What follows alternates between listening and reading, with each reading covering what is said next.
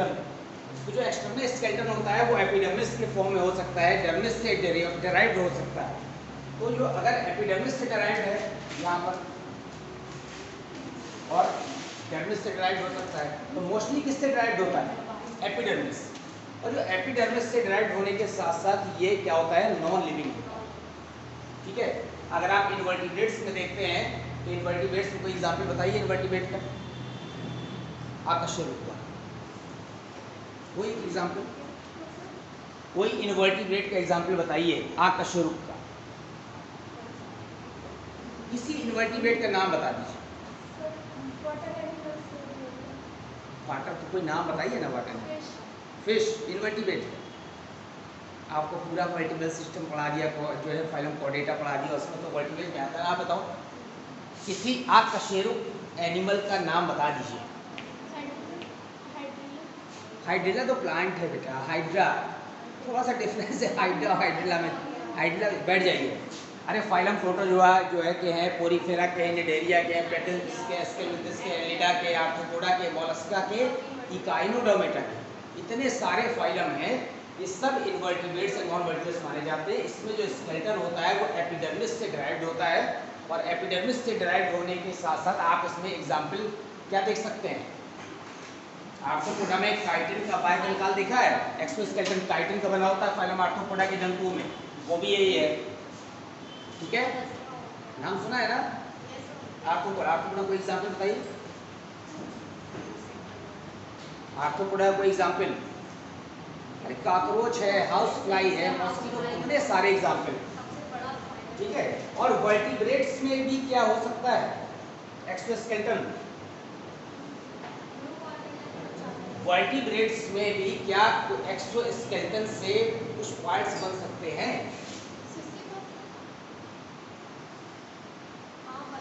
बताइए।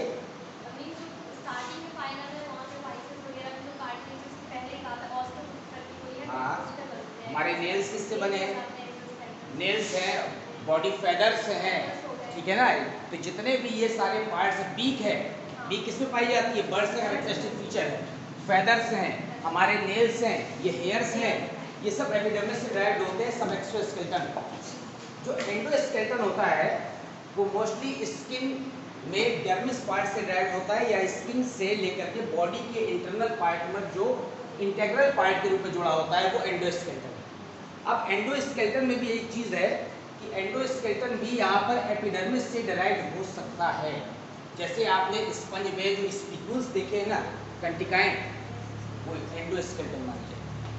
और इसके अलावा जितने भी वर्टिब्रेट्स हैं सब में जो कार्टिलेज और बोन्स हैं वो सब क्या है? एंडोस्केलेटन है। तो जो एंडोस्केलेटन वर्टिब्रेट्स में, इसमें कार्टिलेज भी आती है आपकी, बोन्स भी आते हैं, और कार्टिलेज और बोन्स ये सब मीसोडर्म से डिराइव। तो मीसोडर्म से डिराइव होने के कारण ये सब क्या होते हैं? लिविंग होते हैं।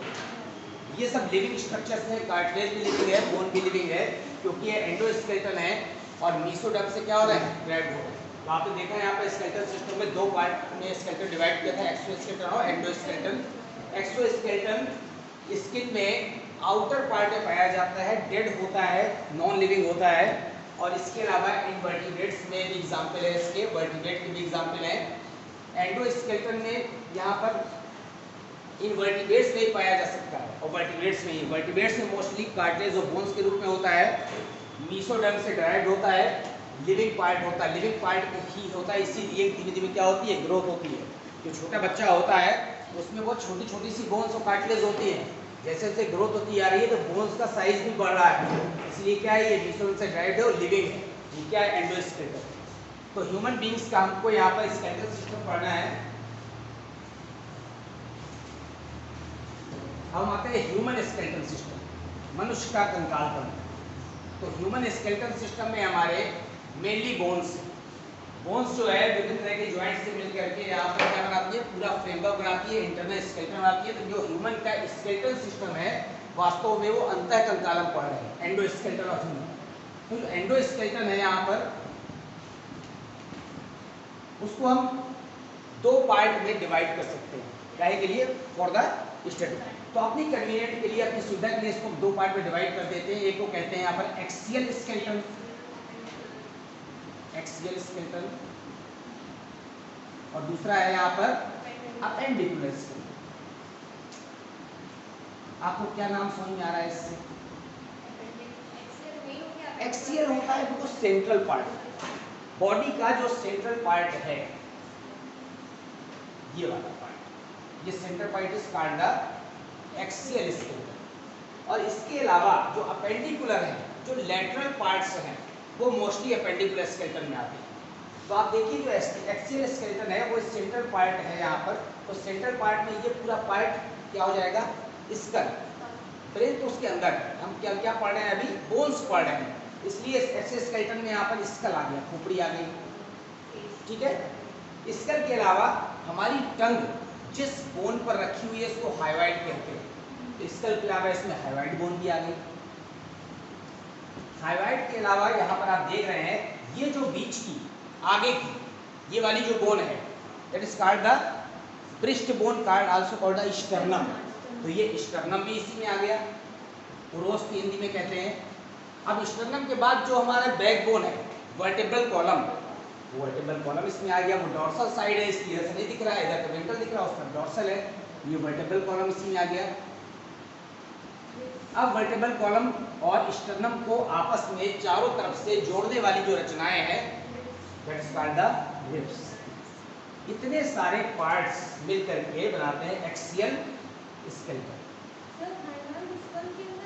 नहीं, आती जो बोन्स है ना हमारी यहाँ पर है, तो वो जो हमारी हाइवाइड है उसको अलग से स्टडी करते हैं। वो इसके ऊपर रखी हुई है, तो टंग रखी हुई है, इसलिए हाइवाइड को अलग से काउंट करते हैं। आप काउंटिंग गिनेंगे तो चाहे आप इसमें 29 कर देंगे तो यहाँ पर 1 नहीं जोड़ेंगे, और अलग अलग काउंटिंग करेंगे तो इसका में 28 ही मानी जाती है, हाइवाइड को अलग माना जाता है। अब आप देखिए टोटल जो ह्यूमन स्केलेटन होता है उसमें 206 बोन्स होती हैं। इन एडल्ट या इन्फेंट्स, एडल्ट्स तो हम 206 लिखते हैं और ब्रैकेट में लिख देते हैं 213। इसका मतलब जो इन्फेंट्स होते हैं उसमें 213 हड्डियां होती हैं और बाद में कम हो जाती है, समझ रहे हैं? तो कम हो जाएंगी, इसका मतलब है कि डिसअपियर तो नहीं हुई, क्या हो गई? वो ज्वाइंट हो गई, एक दूसरे से फ्यूज हो गई, तो उसके कारण से बाद में कितनी बोन्स रह गई? 206। तो अब यहाँ पर एक्सियल जो हमारा स्केलेटन है, इस वाले पार्ट में टोटल 80 बोन्स होती है। अब जब 80 बोन्स यहाँ हो गई, हम इसका बेस मानकर चल रहे हैं, जब 80 बोन्स हो गई तो यहाँ के लिए कल कितनी रह गई? 126 बोन रह गई अपेंडिकुलर में। तो अब अपेंडिकुलर पार्ट में क्या आता है? यहाँ पर ये ऐसा पार्ट लगा हुआ है जिसका the pectoral girdle. Pectoral girdle के बाद यहाँ पर ये अपर लिम्ब लगे हुए हैं और यहाँ पर लगा हुआ है पेल्विक गर्डल और ये लोअर लिम्ब लगे हुए हैं। तो इसका मतलब है अपेंडिकुलर स्केलेटन में हमारे आते हैं गर्डल्स। गर्डल्स को मेखलाएं कहते हैं। ये जो ऊपर वाले शोल्डर गर्डल है, अंश मेखला है, और ये नीचे वाली क्या है? शोणी मेखला। तो हमने अभी टोटल लिख दिया गर्डल्स, और गर्डल्स के अलावा लिख दिया यहाँ पर लिम्स। अब लिम्स कितने हैं हमारे? 4 हैं, ये 2 अपर है और 2 लोअर है। हम सबको अलग अलग काउंट करेंगे। तो अभी एंडोस्केलेटन में, एक्सियल स्केलेटन में हम पास 80 बोन्स हैं। स्कल पढ़ना है, हाइवाइड पढ़ना है, स्टर्नम पढ़ना है, वर्टेब्रल कॉलम पढ़ना है और रिब्स पढ़ना है। इतने पार्ट हैं। अब यहाँ पर हम एक एक पार्ट को लेते हैं। स्कल में जो पार्ट आते हैं मेनली खोपड़ी में, वो कौन कौन से पार्ट्स आते हैं आप बताओ? स्कल की इस खोपड़ी में कौन कौन से पार्ट होते हैं? बोन्स की काउंटिंग तो हम बाद में कर लेंगे। मेनली इसकी जो बोन्स थे कितने पार्ट में डिवाइड किए गए? खोपड़ी में क्या आता है? तो ये है, ये क्या है? What is this? ब्रेन नहीं। अभी हम क्या पढ़ रहे हैं? बोन्स पढ़ रहे हैं। Cranium is a roof. तो ये जो इसकी रूफ पार्ट है, इस कॉल्ड क्रेनियम, हिंदी में कहते हैं कपाल। जब कोई डेड हो जाता है, कोई मर जाता है, तो यहाँ पर जो है जब उसको जलाते हैं सपोज करिए, तो यहाँ पर उसको डंडे से ठोकते हैं, कहते हैं कपाल क्रिया करेंगे, कहते हैं इस पार्ट पे ठोक रहे हैं, ठीक है ना, कि उसके ब्रेन में ठोक रहे हैं, ब्रेन तो अंदर हो गया। तो आप एक तो हो गया क्रेनियम यानी कपाल, और इसके अलावा फेशियल बोन्स है, जो हमारे जो मसल्स जो लगी हुई है जिस बोन पर सपोर्टेड है वो सब फेशियल बोन्स हैं। और इसके अलावा ईयर ऑस्किल्स, ईयर ऑस्किल्स कर्णस्थीय कहते हैं। तो सबसे स्मॉलेस्ट बोन बताइए बॉडी की स्टेप्स है ईयर ऑस्किल्स में पाई जाती है। तो अगर हम पहले स्कल ले लेते हैं, सबसे इंपॉर्टेंट पार्ट, तो स्कल को यहाँ पर डिवाइड कर दिया। एक हो गया यहाँ पर क्रेनियम, दूसरे पार्ट में आता है यहाँ पर फेशियल, बोन्स और फिर आता है यहाँ पर ईयर ऑस्किल्स। अब टोटल स्कल में 28 बोन्स होती है। अब 28 बोन्स को डिफरेंशिएट करना है या डिवाइड करना है, तो आपको पता है ईयर ऑस्किल्स तो 6 है, उसमें 3 होती है इस कान में और 3 होती है इस कान में। तो कान में एक्सटर्नल में कि इंटरनल में कि मिडिल में? मिडिल में। ठीक है, बाद में उसको अलग से स्टडी करेंगे हम। यहाँ पर जो ईयर ऑस्किल्स है वो 6 होती है। टोटल कितनी है? 28 है, 6 इसमें कम हुई। अब क्रेनियम में कितनी होती है? 8 होती है। तो 8 और 6 कितनी हो गई? 14। इसका मतलब है यहाँ पर कितनी बची? तो 8, 14 और 6 में इसको डिफरेंशिएट कर दिया कि हमारे जो क्रेनियम पार्ट है, कपाल है, उसमें 8 बोन है। हमारी जो फेशियल बोन्स हैं वो 14 है और जो ईयर ऑस्किल्स है वो क्या है? 6 है। अब इनको अलग अलग पढ़ते हैं।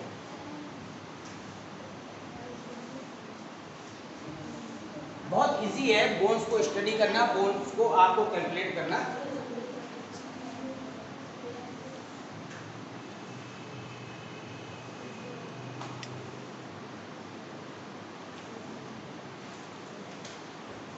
देखिए मैं ड्राइंग नहीं बना रहा हूँ कि आप सोचोगे कि ये फिगर बहुत ज़्यादा मज़ा नहीं आ रहा है इसमें। ठीक है,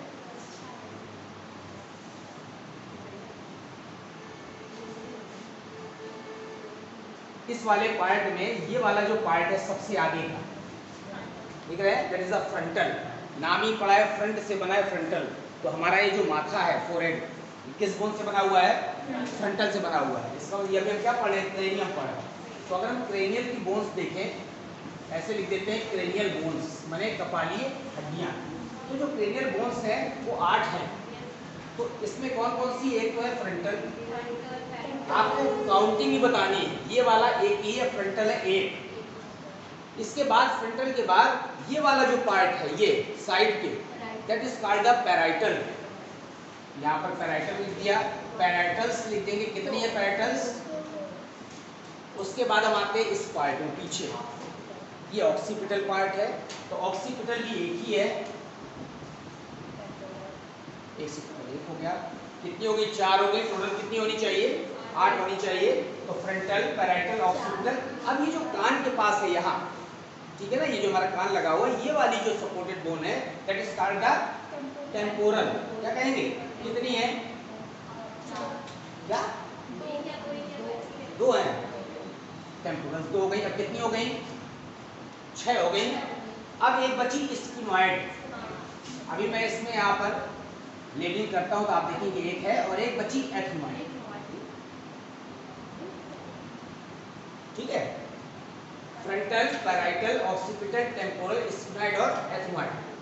देखिए बुक में आपके फिगर बना हुआ है, आप बहुत ज़्यादा परेशान मत होइए लिखने के लिए, आप समझ लीजिए। आपको काउंट लिखना है, लिख लीजिएगा। ये फ्रंटल है, ये वाला जो साइड का पार्ट है पैराइटल, एक ये पैराइटल है और एक इधर पैराइटल। तो ये फोरहेड पूरा बना रहा है। इसके बाद फोरहेड का जो सीलिंग है, जो है ना, इसकी दोनों के जो पार्श्व भाग है, लेटरल पार्ट, वो किससे बन रहे हैं? पैराइटल से बन रहे हैं। ये जो पीछे का पार्ट है ऑक्सीपिटल है, शॉर्ट फॉर्म लिख रहे हैं फ्रंटल, पैराइटल, ऑक्सीपिटल। ठीक, ये एक है, पैराइटल दोनों तरफ है, ऑक्सीपिटल भी एक। अब आप इसको इस तरह से ऐसे डिफरेंशिएट कर दिया। फ्रंटल भी शुरू में 2 होती है, इन्फेंटिक स्टेज में, एम्ब्रियोनिक स्टेज में। बाद में फ्रंटल क्या होती है? स्ट्रक्चर से जुड़ जाती है, तो एक ही रह जाती है। तो जब बच्चा शिशु पैदा होता है तो उसमें एक ही हो जाती है चीज़ों के, इसलिए हम एक ही लिख रहे हैं। ये जो पैराइटल है ये 2 होती है, पूरा साइड पार्ट बना रही है इसमें। और ये जो ऑक्सीपिटल पार्ट है पूरा बैक पार्ट बना रही है, किसका? क्रेनियम का। अब हमारा जो टेम्पोरल है वो ये कान के पास का जो हिस्सा है वो टेम्पोरल है, एक इधर है और एक इधर है। तो जो टेम्पोरल पार्ट है इसी के अंदर इंटरनल पार्ट में जितने भी और बोन्स हैं, जैसे ईयर ऑस्किल्स है, इसी के अंदर सपोर्टेड, इसी के दबी हुई है। टेम्पोरल के बाद यहाँ पर हम ऐसे आई सॉकेट बना देते हैं। तो टेम्पोरल के बाद एक और हड्डी है यहाँ पर, उसे क्या कहते हैं? स्फिनॉइड। ये बना हुआ है स्फिनॉइड। अब एक कौन सी रह गई? एथमॉइड रह गई। यहाँ पर ये है एथमॉइड। अब कुछ और बोन्स है वो बाद में बनाई, फेशियल की है वो। अभी आप देखिए फ्रंटल, पैराइटल, ऑक्सीपिटल और टेम्पोरल। टेम्पोरल को मुझे लगता है स्पेस थोड़ा सा और ज़्यादा लेना चाहिए, ऐसा करके, ठीक। और ये हो गया स्फिनोइड, ऐसा। अब ये वाला जो पार्ट है, ये देख रहे हैं ये। अब हम आते हैं इसमें फेशियल बोन्स। अब थोड़ा सा और देख लीजिए, डिफरेंशिएट कर लीजिए, फ्रंटल, पैराइटल, ऑक्सीपिटल देख लिया। ऑक्सीपिटल जो है ये आपको डॉर्सल साइड से दिखता है। जब आप इसको पलट देते हैं ऑक्सीपिटल को इंटरनल साइड में, तो इसमें एक फोसा माने गर्त होता है, उसे कहते हैं फोरामेन मैग्नम। महारंध्र नाम सुना है? जैसे नीचे से जो स्पाइनल कॉर्ड आ रही है, वो स्पाइनल कॉर्ड जहां जाकर के ज्वाइंट होती है, that is called the foramen magnum. तो ऑक्सीपिटल का अगर आप इंटरनल स्ट्रक्चर देखिए वापस ऐसे पलट करके इस खोपड़ी का पूरे का, तो यहाँ पर आपको एक बड़ा सा फोरामेन मैग्नम दिखाई देगा, उसे कहते हैं महारंध्र, जो किससे जुड़ता है? स्पाइनल कॉर्ड से जुड़ जाता है। अब जो फोरामेन मैग्नम है उसके दोनों ओर दो कॉन्डाइल, कॉन्डाइल माने होते हैं उभार, दो कॉन्डाइल होते हैं, that is called the occipital condyle. अब आपको मैंने जिस समय फाइलम कॉर्डेटा पढ़ाया था, तो फाइलम कॉर्डेटा में आपको बताया था कि फिशेस, एम्फीबिया, रेप्टिलिया, एप्स और मैमल्स में जो हमारा एम्फीबिया से शुरू हुआ था वो डाइकोंडाइलिक था, ठीक है। फिर इसके बाद आप आते हैं किसमें? रेप्टाइल्स और एप्स में मोनोकोंडाइलिक थे, और बाद में मैमल्स फिर क्या हुआ था? डाइकोंडाइलिक। हमारी खोपड़ी देख रहे हैं ना, ये दो सपोर्ट से जुड़ी हुई थी, डाइकोंडाइलिक। ये जो ऑक्सीपिटल कॉन्डाइल है, ये ऑक्सीपिटल कॉन्डाइल, इस पे आकर के हमारी ग्रीवा की पहली कशेरुक, फर्स्ट वर्टिब्री कौन सी है? एटलस। एटलस कशेरुक के जो आगे के सपोर्ट है वो इस पे आकर के फिट हो जाते हैं ऑक्सीपिटल कॉन्डाइल पर। इसका मतलब है ये हमारी खोपड़ी को दो सपोर्ट से टिकी हुई। जब एक सपोर्ट होता है तो ज़्यादा कमज़ोर होती है, ठीक है। किसी चीज़ में दो सपोर्ट होते हैं तो थोड़ा सा स्ट्रेंथ आ जाती है। तो हमारे यहाँ पर जो पहली वर्टिब्री है उसे एटलस कहते हैं, वो वर्टिब्री के जो टॉप पार्ट है आर्टिकुलर फैसेट सुपीरियर वाले, वो इसमें आके फिट हो जाते हैं ऑक्सीपिटल कॉन्डाइल में। तो जो ऑक्सीपिटल बोन है बहुत इंपॉर्टेंट है, एक तो ये पूरा बैक पार्ट बना रही है। इसके वेंट्रल साइड पर फोरामेन मैग्नम या महारंध्र होता है। इस फोरामेन मैग्नम में आकर के स्पाइनल कॉर्ड जुड़ता है, फोरामेन मैग्नम। अब इसके दोनों ओर ऑक्सीपिटल कॉन्डाइल होते हैं, जहां पर जो पहली वर्टिब्री है हमारी एटलस वर्टिब्री, उसके सॉकेट आकर के इसमें फिट हो जाता है। ये पार्ट ऑक्सीपिटल हो गया, फ्रंटल, पैराइटल। अब आते हैं टेम्पोरल, ये भी बहुत इंपॉर्टेंट बोन है टेम्पोरल। ये वाले देख रहे हैं तो कान के पास की ये जो बोन है इसे टेम्पोरल कहते हैं। टेम्पोरल का अब आप रिवर्स कंडीशन देखें, ये डोर्सल साइड है, इसको भी जब रिवर्स में जब पलट देते हैं वेंट्रल साइड में देखते हैं, तो टेम्पोरल से यहाँ से एक ऐसा प्रोसेसेस निकलते हैं। क्या निकलते हैं? प्रोसेसेस, उभार, और आगे जाकर के कहां से जोड़ते हैं? किस सपोर्ट से जोड़ते हैं? जाइगोमेटिक आर्च से। एक बोन होती है चीक बोन, ये देख रहे हैं, ये अगर ना होता तो हमारा चेहरा पिचक गया होता। तो ये फेशियल बोन अभी पढ़ाएंगे, ये चीक बोन्स है। इस चीक बोन्स को मलार बोन्स भी कहते हैं, जाइगोमेटिक बोन भी कहते हैं। तो ये जो जाइगोमेटिक बोन का जो पार्ट है, तो जब वो आगे बढ़ता है तो उसको कहते हैं जाइगोमेटिक प्रोसेस, या और इसको इसी को कहते हैं जाइगोमेटिक आर्क। आर्क चाप को कहते हैं ना। तो यहाँ पर ये टेम्पोरल बोन का और यहाँ से जाइगोमेटिक आर्क दोनों मिल जाते हैं, उसे कहते हैं यहाँ पर जाइगोमेटिक आर्क। तो ये वाला जो टेम्पोरल है ये आगे जाकर के कहाँ से जुड़ रहा है? चीक बोन से। तो ये वाला सपोर्ट यहाँ से चीक बोन का जुड़ा हुआ है, क्योंकि जो चीक बोन होती है जाइगोमेटिक वो यहाँ पर होती है, तो इसके सपोर्ट आकर के इससे जुड़ रहे, इसीलिए ये बोन फूली हुई होती है और स्ट्रेंथ देती है, ताकि फेशियल बोन यहाँ पर आसानी से लगी रहे, अंदर क्या ना हो जाए, पिचक ना जाए। अब तो अभी एक सपोर्ट हुआ किसका? जाइगोमेटिक का। एक और सपोर्ट है, ये नीचे की सबसे नीचे की हड्डी कहलाती है mandible, the strongest bone of the human body. मनुष्य के शरीर की सबसे मजबूत हड्डी, लॉन्गेस्ट बोन नहीं, स्ट्रॉन्गेस्ट बोन। ये जो स्ट्रॉन्गेस्ट बोन है सिंगल बोन है यहाँ पर, इसी में ये लोअर जा भी कहलाता है। लोअर जा में ये मूवेबल बोन है, यही एक ऐसी हड्डी है जो मूव कर सकती है। तो ये जो मूवेबल बोन है, इसके अलावा हमारी ईयर ऑस्टिस मूव करती है। तो इसके जो ज्वाइंट हैं मैंडिबल के ये अंदर जाकर ये जो सपोर्ट है, इसी टेम्पोरल में वेंट्रल साइड में एक कैविटी होती है, उससे कहते हैं यहाँ पर glenoid cavity, also called the mandibular fossa. Fossa माने गर्त, तो इसी में नीचे की तरफ गर्त होता है मैंडिबुलर फॉसा।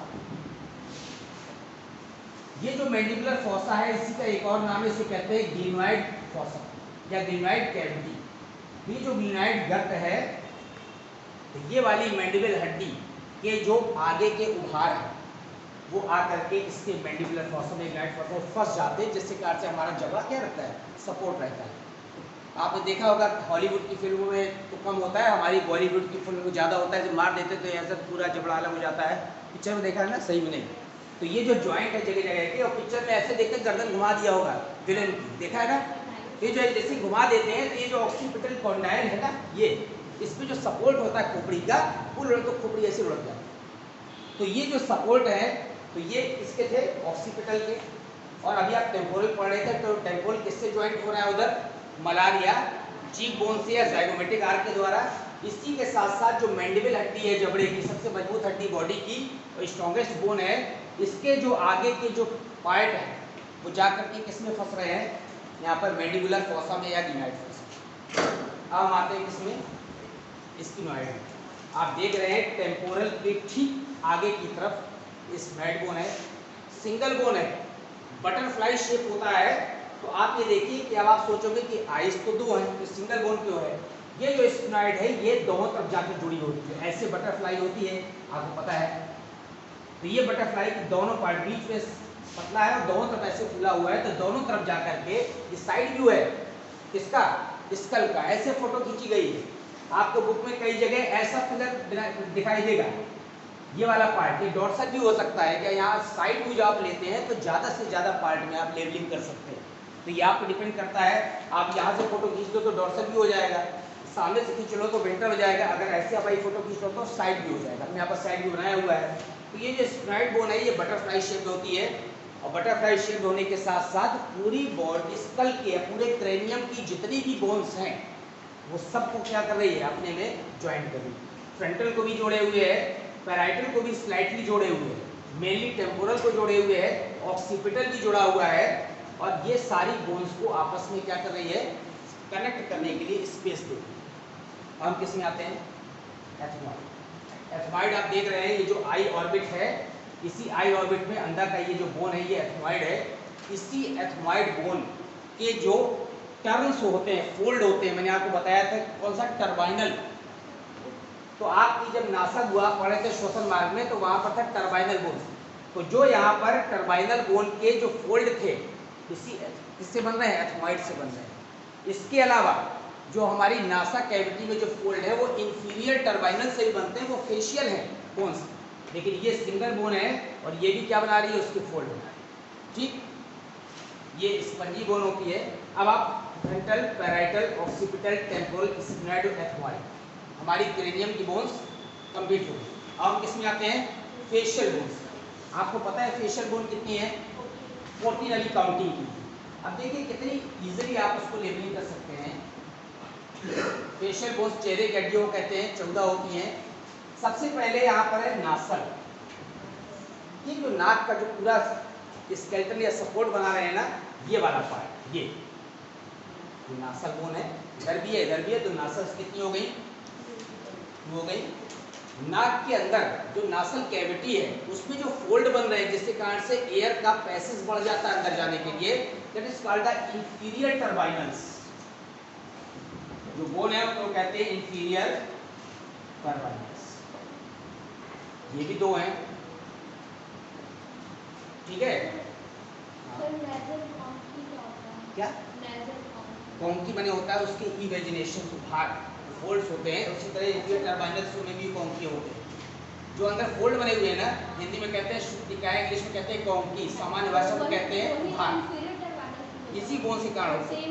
यस, तो नासल्स हो गए और इंफीरियर टर्बाइनल्स हो गए, ठीक है। नासल, अब नाक की टिप पर यहाँ पर ये तो कार्टिलेज है, इसको थोड़ा सा प्रेस करेंगे तो एक हार्ड पार्ट आता है, that is bone called the vomer. तो नाक के टिप पर जो बोन है वो वोमर है, वो सिंगल है यहाँ पर। क्योंकि हम यहाँ कार्टिलेज नहीं बना रहे हैं, बोनी पार्ट बनाया है, that is called the vomer. यहाँ पर हमने वोमर बना दिया। ये वाला पार्ट कौन सा था? नासल था। और इसके अंदर यहाँ पर जो फोल्ड है वो है इंफीरियर कार्बाइनस। ठीक है,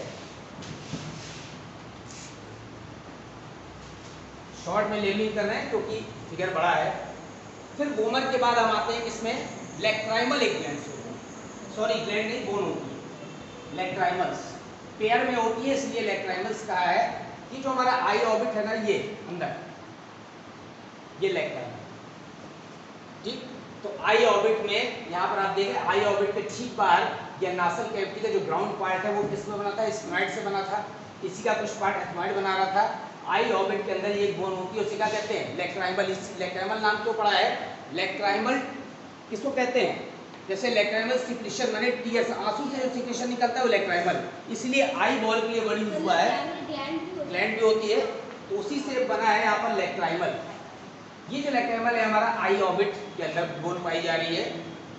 और इसका एक और वो है, ये शरीर की सबसे, शरीर की नहीं, चेहरे की सबसे छोटी हड्डी है। और कैसी हड्डी है? फ्लैट, जैसे हमारा नाखून चपटा होता है उस तरह से चपटी हड्डी होती है, बहुत बड़ा सपोर्ट नहीं होता है चेहरे। यस, ठीक। अब हम आते हैं किसमें?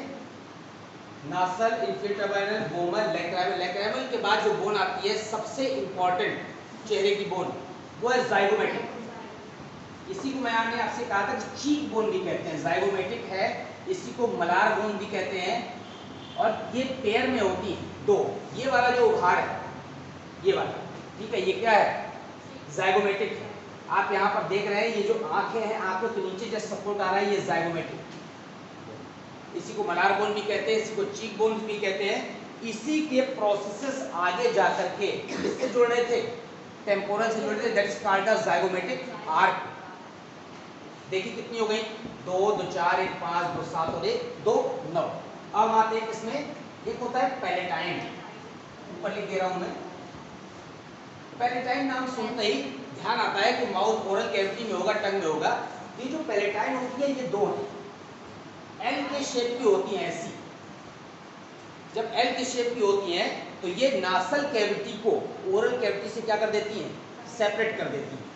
तो हमारा जो टंग ऊपर टच करता है वो पार्ट कौन सा है? टंग हमारी ऊपर जो टच करती है उसको क्या कहते हैं? पैलेट कहते हैं। तो पैलेट में जो पीछे का पार्ट है वो सॉफ्ट पैलेट है, वो आगे का पार्ट क्या है? हार्ड पैलेट है। तो ये क्या करती है? नासल कैविटी को या नासोफेरिंक्स को क्या करती है? ओरोफेरिंक्स से अलग कर देती है। तो नासल कैविटी को और कैविटी से अलग करने वाली बोन क्या कहलाती है? पैलेटाइन। अब आप देख रहे हैं कि यहाँ का ये वाला पार्ट, ये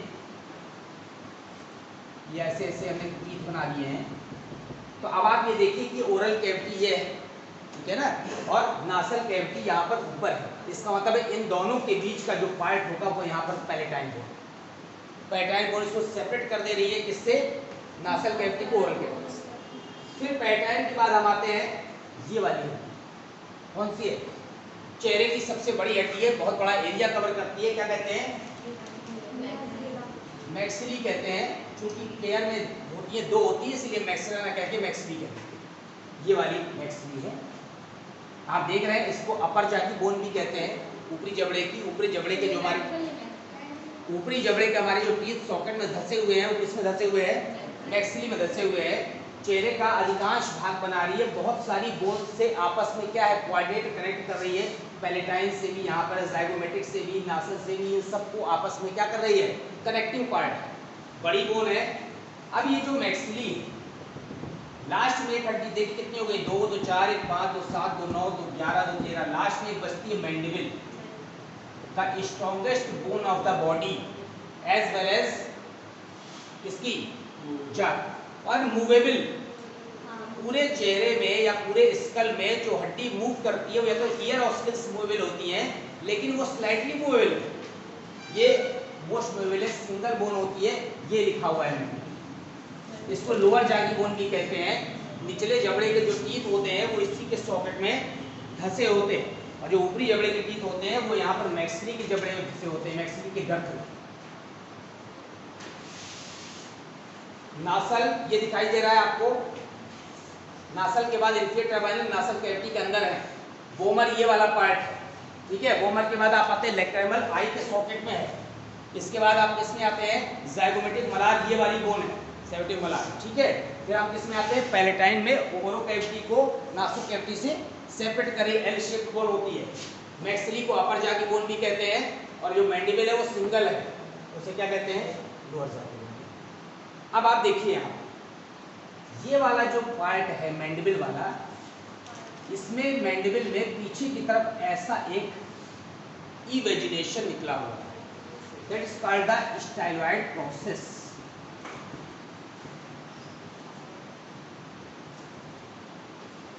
क्या कहते हैं, स्टाइलॉइड। और ये वाला जो पार्ट है ये, that is called the mastoid process. ये दोनों प्रोसेस कहाँ से निकले हुए हैं, टेम्पोरल के पार्ट है, ये वाली टेम्पोरल। तो टेम्पोरल का जो सबसे लोअर पार्ट होता है वो मैस्टॉइड प्रोसेस के रूप में उभरा होता है, ठीक।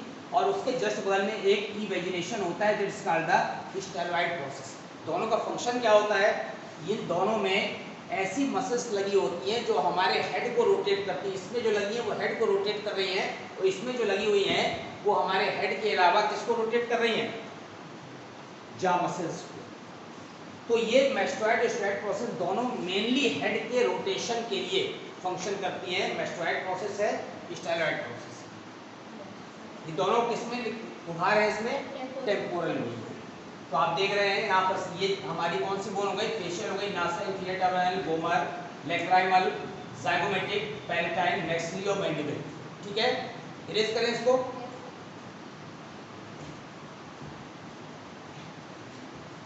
अभी हमने क्रेनियम पढ़ा, क्रेनियम के बाद हमने क्या पढ़ लिया, फेशियल बोन्स पढ़ लिया। अब आती है ear ossicles. Ear ossicles Hindi में कर्ण अस्थियां कहते हैं। हमारा जो ईयर है या मैमल्स का जो ईयर है उसका कैरेक्टरिस्टिक फीचर बताइए, विशिष्ट लक्षण।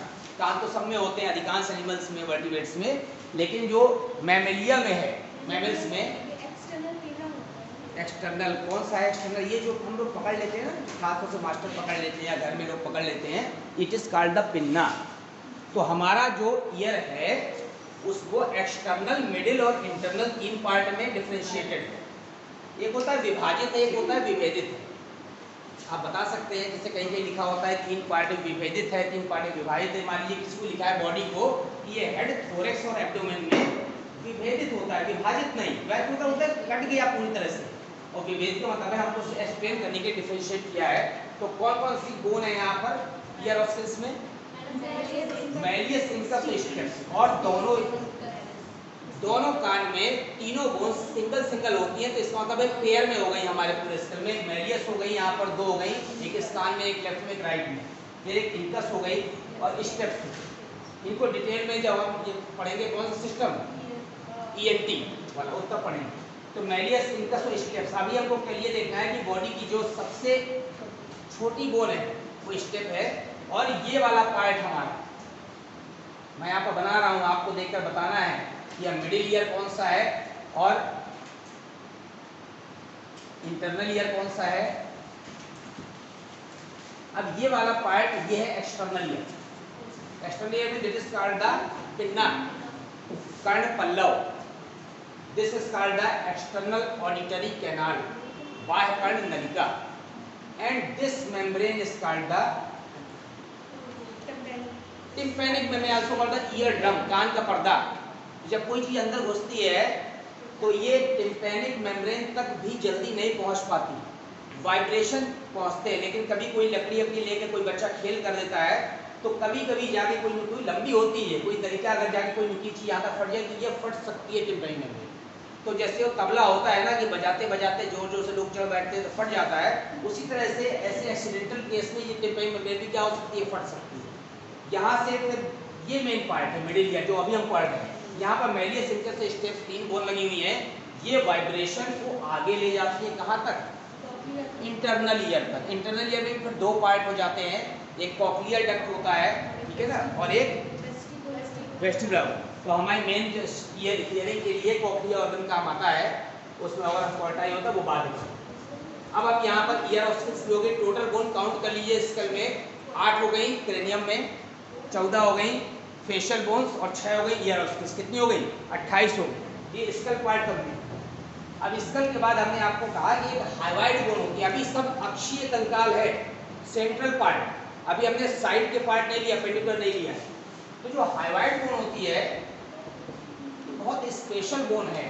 और मैंने अभी आपको बताया ये जो मैस्टोइड प्रोसेस, स्टेरॉइड प्रोसेस है ना, यहाँ पर भी ये ज्वाइंट होती है जिससे हमारी जो टंग है वो आराम से इस सपोर्ट पर रखी होती है। तो इस बोन का अगर आप स्ट्रक्चर देखें बुक में तो ऐसे फिगर बना होता है, इस द यू शेप्ड बोन। और जो यू शेप्ड बोन होती है तो यू शेप्ड बोन में यहाँ पर जो is called the greater cornu, it's called the lesser cornu. तो मेन आपको ये ध्यान रखना है कि यू शेप्ड बोन होती है। इस यू शेप्ड बोन में केवल टंग को क्या मिलता है? सपोर्ट मिलता है। और इसी पर सपोर्ट पर टंग रखी होती है और आसानी से क्या होता है? फंक्शन होता रहता है। हाइवाइड के बाद हमने इसमें आए हैं वर्टिब्रल कॉलम में आते हैं। वर्टिब्रल कॉलम को हिंदी में क्या कहते हैं? बैक बोन कहते हैं, कशेरुक दंड कहते हैं, रीढ़ की हड्डी कहते हैं। ठीक है। तो जो वर्टिब्रल कॉलम, आपकी जो बोन्स में डिफरेंस है इन्फेंट्स की और एडल्ट की, वो डिफरेंस यहाँ पर। ये जो वर्टिब्रल कॉलम है आपका, हिंदी में कहते हैं रीढ़ की हड्डी, इसमें जो बोन्स होती है उस बोन्स को कहते हैं वर्टिब्री। सामान्य रूप से बोन न कहते वर्टिब्री कहते हैं।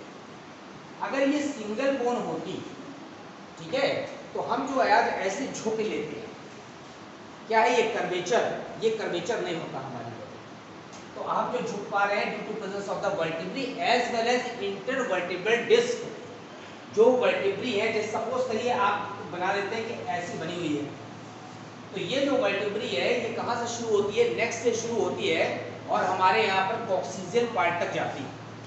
तो ये पूरा बॉडी का बैक साइड का, डोर्सल साइड का फ्रेमवर्क है जो पूरे हमारी बॉडी के इरेक्ट पोस्चर को मेंटेन किए हुए। तो यहाँ पर ये जो शुरू की वर्टिब्री होती है इसे कहते हैं सर्विकल वर्टिब्री, गर्दन में पाई जाती है। उसके बाद जो ये कर्वेचर है उसे कहते हैं थोरेसिक वर्टिब्री। कर्वेचर को नहीं कहते हैं, जो कर्वेचर को उसे थोरेसिक क्या कहेंगे यहाँ पर? कर्वेचर। तो यहाँ पर वक्ष भाग में अलग है वर्टिब्री। कितनी होती है? 12 होती है। अभी आगे लिखते हैं। फिर उसके बाद लंबर पार्ट में आते हैं, कटी भाग में। तो अलग अलग पार्ट में ये जो कर्वेचर है, इस कर्वेचर के कारण हमारी जो बैकबोन है उसको सपोर्ट मिलता है। अगर वो सीधी होती स्ट्रेट तो ठोकर लगने से वो डैमेज हो सकती है, लेकिन इसमें जो कर्वेचर होता है, इस कर्वेचर के कारण इसको सपोर्ट ज़्यादा मिलता है। अब हम आते हैं कि जो इसकी जो छोटी छोटी यूनिट है that is called the vertebrae.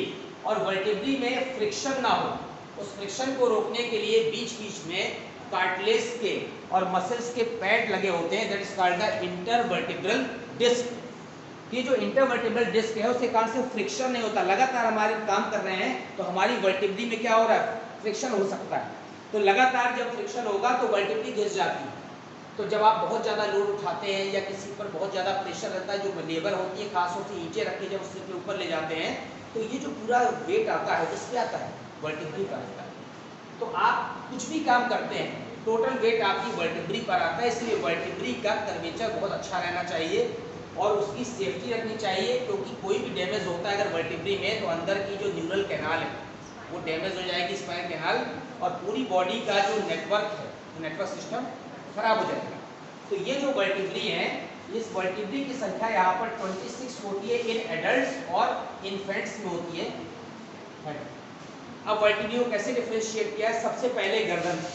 तो गर्दन में जो vertebrae that is called the cervical vertebrae. Cervical का मतलब है ग्रीवा। तो ये कितनी है यहाँ पर? 7 है। जितने भी मैमल्स हैं, चाहे वो रैट हो चाहे वो कैमल हो, वर्टिब्री 7 ही होंगी सर्वाइकल। ठीक है। केवल उसकी लेंथ में क्या आएगा? अंतर आएगा। तो चूहा होगा उसकी गर्दन में भी 7 वर्टिब्री होगी सर्विकल, केवल साइज छोटा होगा। और जो कैमल होगा उसमें वो लेंथ ज़्यादा होगी लेकिन नंबर ऑफ काउंटिंग इतनी ही होगी। सर्विकल के बाद हम आते हैं थोरेसिक पार्ट। आप देखिए गर्दन के बाद ये जो पार्ट शुरू होता है इसको कहते हैं वक्ष। तो ये जो थोरेसिक पार्ट है तो इसकी वर्टिब्री का नाम है थोरेसिक वर्टिब्री। तो कितनी होती हैं? 12 होती हैं। फिर वक्ष के बाद कौन सा पार्ट आता है? कमर। कमर को इंग्लिश में क्या कहते हैं? लंबर कहते हैं। तो ये वर्टिब्री लंबर वर्टिब्री हो गई। कितनी होती है? 5 होती हैं। कमर के बाद कौन सा पार्ट आता है? सैक्रल पार्ट, हिंदी में कहते हैं त्रिक। ये जो सैक्रल वर्टिब्री होती है ये शुरुआत में 5 होती है, लेकिन बाद में फ्यूजन के बाद एक रह जाती है। हम चूंकि एडल्ट की संख्या लिख रहे हैं इसीलिए यहाँ पर हमने लिखा एक होती है, और जिस समय इन्फेंट सोता है उसमें ये संख्या होती है 5। और सेकंड के बाद आता है कॉक्सीजियल। कॉक्सीजियल वाली वर्टिब्री यहाँ पर एक होती है, जबकि एम्ब्रियोनिक स्टेज में कितनी होती है? 4 होती है। आप काउंट करिए 19, 5, 24, 25, 26, ये 26 तो हो गई एडल्ट में। एम्ब्रियोनिक स्टेज में 12, 7, 19, 5, 24, 24, 5, 29 और 4 ये सेम रहती हैं। तो ये जो 26 वर्टिब्री है ये इसमें केवल सैक्रल और कॉक्सीजियल वर्टिब्री में फ्यूजन हुआ है, और इसीलिए फ्यूजन के कारण ये 5 वाली एक रह गई है, 4 वाली एक रह गई है। तो यहाँ पर जो डिफरेंस आया है बोन का कितने का? 7 वर्टिब्री का जो डिफरेंस है यही यहाँ पर आपकी बोन्स में डिफरेंस है, कि जो हमारे इन्फेंट्स होते हैं उसमें 213 होती हैं, एडल्ट में 206 होती है। तो ये जो यहाँ पर बोन्स का डिफरेंस आया है वो वर्टिब्री के कारण ही आया है। कौन सी वर्टिब्री के? सैक्रल और कॉक्सीजियल। तो ये आपका जो वर्टिब्रल कॉलम है, तो वर्टिब्रल कॉलम में आपको वर्टिब्री देख लेनी है। पहला सर्विकल होती है, थोरेसिक होती है, लंबर होती है, सैक्रल होती है और कॉक्सीजियल होती है। काउंटिंग याद रखना है आपको 7, 12, 5 और 1। ठीक, तो ये वाला पार्ट आपका वर्टिब्रल कॉलम हो गया। वर्टिब्रल कॉलम में हमने वर्टिब्री पढ़ ली, कितनी हो गई? 26 हो गई। अभी हमने इससे पहले स्कल पढ़ लिया, कितनी थी? 28 थी। हाइवाइड में एक कितनी हो गई थी? 29। तो काउंट करते जाइए, टोटल बोन्स हमको कितनी काउंट करनी है? एक्सियल स्केलेटन में 80 करनी है। तो एक्सियल स्केलेटन में जो 80 बोन्स करनी है, तो अभी हमने यहाँ पर स्कल में कर लिया। स्कल में तीनों पार्ट जोड़ दिए। कौन कौन से जोड़ा था? क्रेनियम जुड़ा हुआ था, फिर इसके बाद फेशियल जुड़ा हुआ था, फेशियल बोन्स, और फिर जुड़ा हुआ ईयर ऑस्टिस। तो क्रेनियम में कितनी बोन्स थी? 8 थी, फेशियल में 14 थी और ईयर ऑस्टिस में 6 थी। टोटल 28 बोन्स हमने यहाँ पर काउंट किया। फिर हम आते हैं हाइवाइड में। जो हाइवाइड में हमारी बोन थी वो सिंगल बोन थी एक। फिर इसके बाद हमारे वर्टिब्रल कॉलम में, जो वर्टिब्रल कॉलम है या कशेरुकदंड है, उसमें जो वर्टिब्री थी उसकी संख्या 26। अब हम आते हैं स्टर्नम, ये वाला पार्ट। ये जो वर्टिब्रल कॉलम था वो डोर्सल था, और ये क्या है? वेंट्रल। तो वेंट्रल पार्ट में जो स्टर्नम है, स्टर्नम का एक और नाम बताइए। उरोस्थी कहते हैं। उर माने होता है हृदय, तो उरोस्थी इसी को ब्रेस्ट बोन भी कहते हैं। ठीक है, तो ये वाला जो पार्ट है स्टर्नम है, मैं यहाँ पर बना दे रहा हूँ। काउंटिंग यहीं पर कर लेंगे। वर्टिब्रल कॉलम के बाद स्टर्नम कितनी होती है? स्टर्नम एक ही होती है। अब स्टर्नम देखिए, वाली जो ब्रेस्ट बोन है इसका जो स्ट्रक्चर है वो ऐसा बना होता है।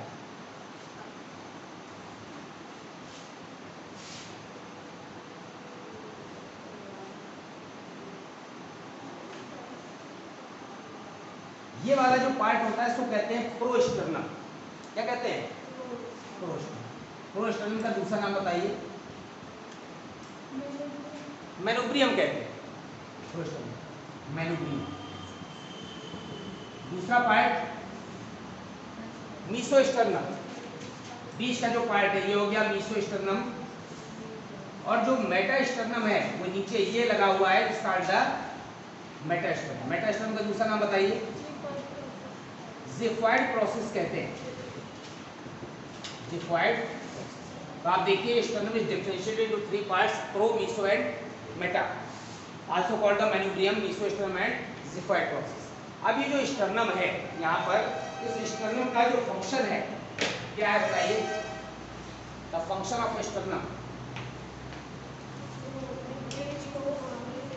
अरे हमारी रिब्स को सपोर्ट दे रहा है, उधर से बैकबोन से जुड़ी है, तो आगे के लिए कोई चीज चाहिए उसको सपोर्ट के लिए, तो उसको सपोर्ट दे रहा है। अब आप स्टर्नम के बाद आते हैं किसमें? रिब्स। रिब्स है हमारी यहाँ पर 24, इसका 12 पेयर ऑफ रिब्स। तो अब आप देखिए यहाँ पर ये जो मैंने स्टर्नम बनाया था, इस स्टर्नम में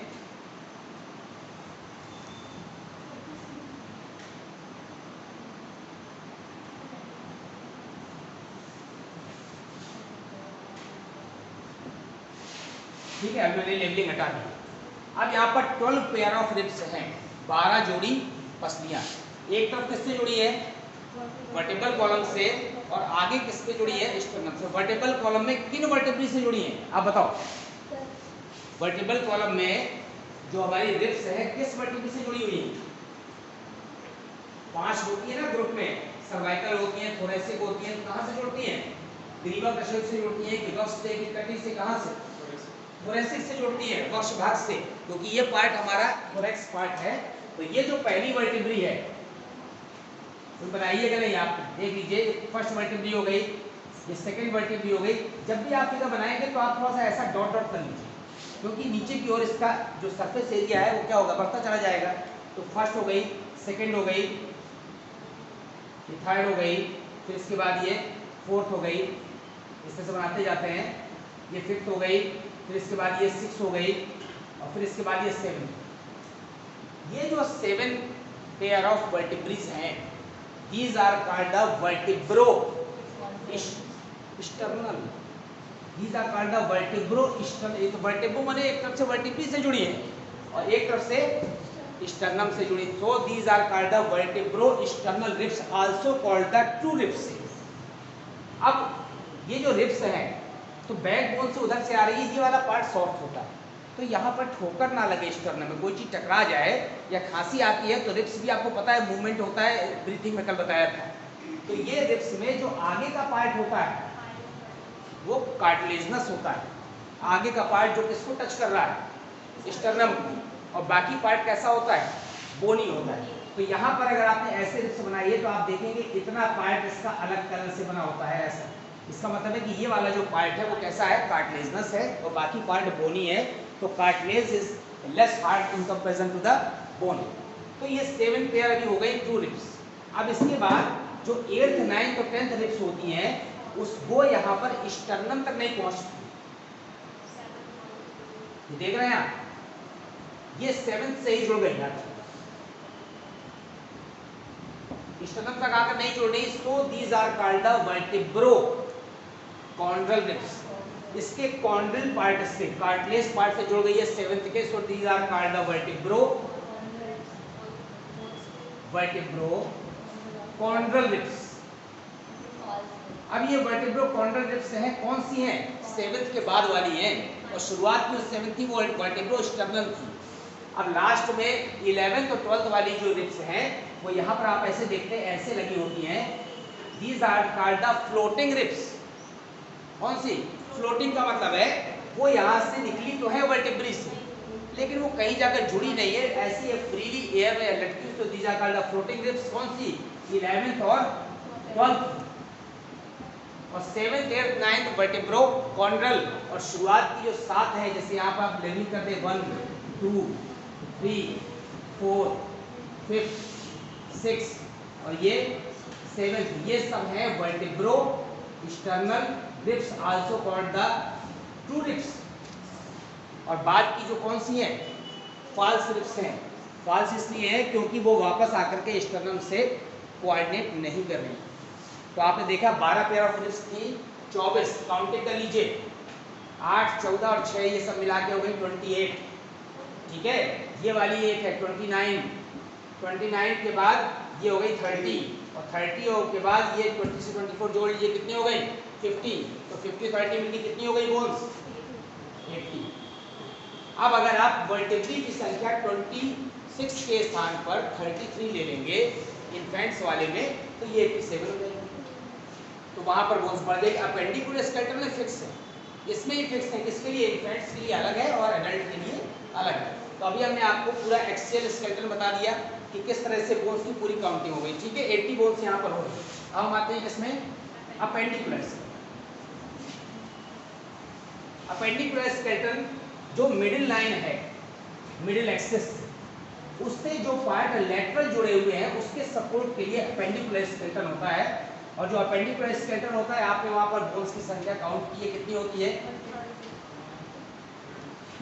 126 होती है अपेंडिकुलर स्केलेटन में। 126 हड्डियों की हमको काउंटिंग करनी है, 126। अब आपको पता है अपेंडिकुलर में हमने बताया था गर्डल्स आती हैं माने मेखलाएं, और क्या आती हैं, लिम्स आते हैं। तो हमने इसको डिफरेंशिएट कर दिया गर्डल्स में और लिम्स में। अब हमने जो गर्डल से मेखला है उसको फिर से डिफरेंशिएट कर दिया, it is differentiated into the pectoral girdle and the pelvic girdle. तो this is the pectoral girdle. तो पेक्टोरल गर्डल को हिंदी में कहते हैं अंश मेखला, ये वाला, ठीक है। शोल्डर गर्डल भी कहते हैं, कंधे की हड्डी। और दूसरी होती है यहाँ पर पेल्विक गर्डल, इसको कहते हैं श्रोणि मेखला। कहाँ पाई जाती है, कमर में पाई जाती है। तो ये अंश मेखला है, ये श्रोणि मेखला, pectoral girdle, pelvic girdle. Pectoral girdle होती है दो पीस में, इधर का कंधा अलग है, इधर का अलग है, ठीक है। और हर गर्डल में कितनी बोन होती हैं, 2। पेक्टोरल गर्डल 2 होती हैं और हर गर्डल में 2 बोन होती है। तो टोटल बोन्स अगर आप इसमें देखें तो कितनी हो जाएगी, 4। पेल्विक गर्डल ये वाली सिंगल होती है और 2 हिप बोन से बनी है, आधा पार्ट इधर और आधा इधर, इसीलिए पेल्विक गर्डल तो सिंगल होती है, लेकिन बोन की संख्या कितनी होती है, 2।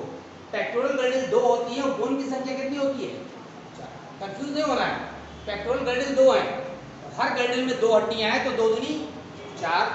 और पेल्विक गर्डल 1 है, हाफ पार्ट में 1 बोन है, हाफ में है, इसमें कुल बोन्स कितनी है, 2। तो गर्डल्स में कुल बोन की संख्या कितनी होगी, ठीक। अब 126 में 6 घट गया, कितनी बची, 120। अब आप समझ लीजिए कि लिम्स में 120 बची और 4 लिम्ब होते हैं, डिवाइड कर दीजिए तो 30 बोन हर लिम्ब में आएगी। तो लिम्स को आप ऐसे डिफरेंशिएट कर दीजिए, अपर लिम्ब और लोअर लिम्ब। आप ध्यान रखिएगा, हाथ और पैर नहीं लिखना है, हाथ और पैर नहीं, कुछ नहीं, क्या लिखना है, अपर लिम्ब और लोअर लिम्ब, ठीक है। तो अपर लिम्ब में, अपर लिम्ब कितने हैं, 2 है, लोअर लिम्ब कितने हैं, 2। हर अपर लिम्ब में 30 हड्डी होती है, ठीक है, हर लिम्ब में। तो इसमें भी टोटल हड्डियां कितनी हो गई, इसमें टोटल हड्डियां कितनी हो गई, 60। तो गिन लीजिए 120 ही हो गई।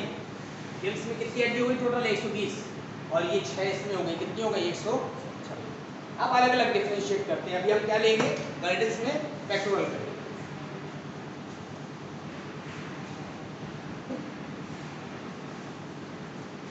पेक्टोरल गर्डल को अंश मेखला कहते हैं, शोल्डर गर्डल भी कहते हैं, कंधे की हड्डी भी कहते हैं, आपको पता है ये अपर पार्ट में पाई जाती है। अब अगर आपको पेक्टोरल गर्डल में ये वाला पार्ट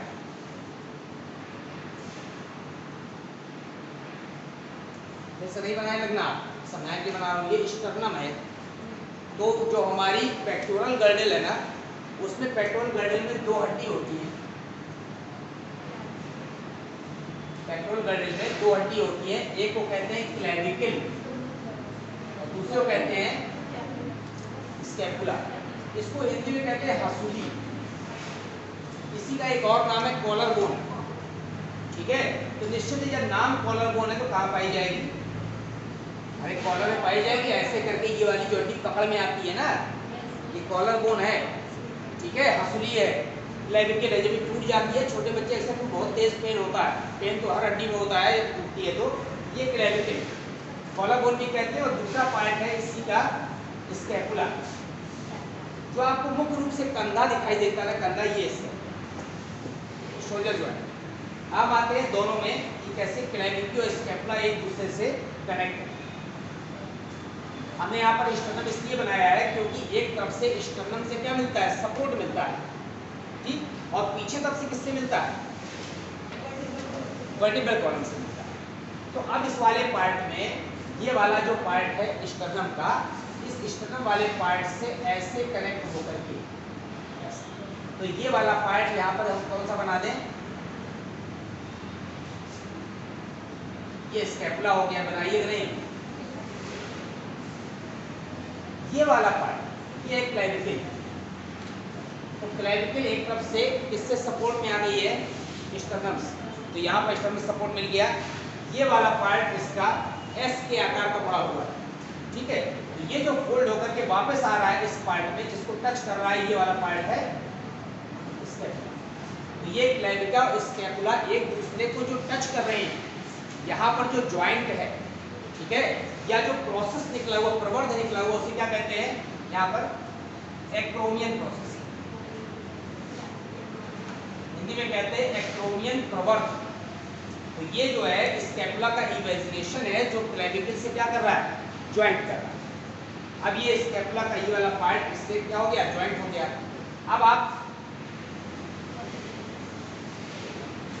इस वाले पार्ट में यहाँ पर एक ऐसा कॉन्डाइल बना हुआ है, क्या बना है, ये उभार बना हुआ है, ठीक। इस वाले स्कैपुला वाले पार्ट से क्या जुड़ता है, क्या लगा, अपर आर्म। तो अपर आर्म में ये जो बोन्स लगी हुई हैं इस वाले पार्ट से कनेक्ट होकर के कहाँ आती है, नीचे की तरफ आती है। तो आपको अपर लिम्ब में देखना है, इसको स्कैपुला को थोड़ा और शिफ्ट कर। अब इस वाले पार्ट में देखिए आप इस तरह से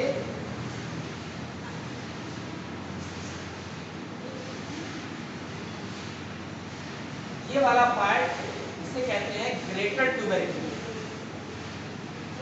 बड़ा उभार, क्या कहते हैं, ग्रेटर।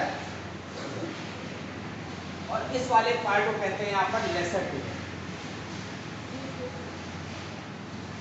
तो अभी ग्रेटर लेसर ट्यूबरक्यूल सिखाने से पहले आप ये समझ लीजिए कि ये स्कैपुला था और ये क्या था, क्लेविकल था। ये ट्रायंगुलर स्ट्रक्चर का था, ये कैसा था, एस शेप स्ट्रक्चर था। दोनों ने मिलकर क्या बनाया था, पेक्टोरल गर्डल बनाया था। एक पेक्टोरल गर्डल में दो बोन होती है, इससे दोनों पेक्टोरल गर्डल में कितनी हो गई, 4। अब हम पेक्टोरल गर्डल और अपर लिम्ब को एक साथ पढ़ रहे हैं क्योंकि पेक्टोरल गर्डल से ही क्या जुड़ा हुआ है, अपर लिम्ब जुड़ा हुआ है। तो पेक्टोरल गर्डल से जब अपर लिम्ब को जोड़ते हैं तो अपर लिम्ब में जो ऊपर का जो पार्ट होता है, ये वाला, वो नहीं पूछ रहा हूं, दिस पार्ट, इस पार्ट का क्या नाम, मैंने कहा वो नहीं पूछ रहा हूं। ये अपर लिम्ब है, इसको 3 पार्ट में डिफरेंशिएट किया है। देखो यहाँ तक और यहाँ। हाँ, फिर मैंने कह रहा हूँ, मैं बोल नहीं पूछ रहा। The part of the body, जो छोटे बच्चे को पार्ट बताया जाता है, हड्डी नहीं बताते बेटा, ह्यूमरस हड्डी है, एल्बो नीचे है, एक्रोमियन तो प्रोसेस है। और लोअर लेवल पे जाइए, पीजी और एलकेजी। हाँ, इंग्लिश में क्या कहेंगे, ठीक है, आप पहुंच गए सही है।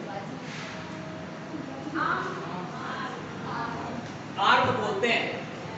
तो ये वाला जो हमारा पार्ट है, ये this is called the arm.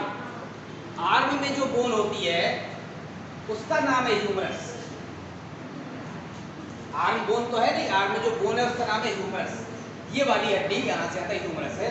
Humerus में यहाँ पर ये वाला जो पार्ट है वो ग्रेटर ट्यूबरक्यूल है, और जो ये वाला पार्ट है इसे कहते हैं लेसर ट्यूबरक्यूल। छोटा उभार होता है, छोटा बड़ा उभार। इसके बीच में जो यहाँ पर खांच होती है, that is called the bicipital groove. क्या कहते हैं, यही सब ऑब्जेक्टिव क्वेश्चन बनते हैं। तो bicipital groove is present between the greater tubercle and the lesser tubercle in the humerus part, ठीक। अब इसका जो लोअर पार्ट है, यहाँ पर एक जगह थोड़ा सा उभार भी होता है, उसे डेल्टॉइड रिज बोलते हैं। यहाँ पर कहीं ऐसा उभार बना होगा। डिपेंड करता है कि आप हाथ को ऐसे बना रहे हैं कि ऐसे बना, this is the front view and this is the back view. तो अभी मैं जो बना रहा हूँ, हम कौन सा बना रहे हैं, फ्रंट व्यू बना रहे हैं। इस वक्त हमारे थंब किस तरफ आएगा, लेफ्ट साइड पर आएगा। ये आपको विशेष रूप से ध्यान रखना है, जब आप फिगर बनाते हैं तो उसमें आपको लिखना होता है कि this is the front view और the back view. Ventral view बना रहे हैं कि डोर्सल व्यू बना रहे हैं, दोनों अगर बनाएंगे तो हड्डी में जो लेवलिंग है, ह्यूमरस तो रहेगा ही, लेकिन उसकी लेवलिंग में क्या आ जाएगा, डिफरेंस आ जाएगा। तो ये जो हमारी ह्यूमरस बोन थी, इसमें ग्रेटर और लेसर ट्यूबरक्यूल है, यहाँ पर डेल्टॉइड रिज है। अगर हम बैक व्यू बना दें तो डेल्टॉइड यहाँ पे आ जाएगा, ठीक। अब डेल्टॉइड रिज से बहुत सारी मसल्स लगी होती है, इसलिए उसको बताया जाता है। ह्यूमरस का जो लोअर पार्ट है, एल्बो की तरफ जो आ रहा है, उसमें यहाँ पर ऐसा करके एक उभार बना हुआ, that is called the capitulum. क्या नाम है, कैपिटुलम। और यहाँ पर भी एक उभार है, that is called the trochlea. ये कौन सा फ्रंट व्यू बना रहे हैं, कैपिटुलम और ट्रोक्लिया। अब आपको पता है कि जो कैपिटुलम और ट्रोक्लिया है, अब इसके बाद आगे का जो पार्ट है, ये हमारा कौन सा भाग है, the part of the body is called, थोड़ा सा और सही करिए, फोरआर्म। फोर की स्पेलिंग FOUR क्या होता है? वन। ठीक है, तो ये जो पार्ट है ये फोर आर्म है। फोर आर्म माने कहते हैं अग्रभुजा भी कह सकते हैं, आर्म एक बार। इसमें दो हड्डी होती है।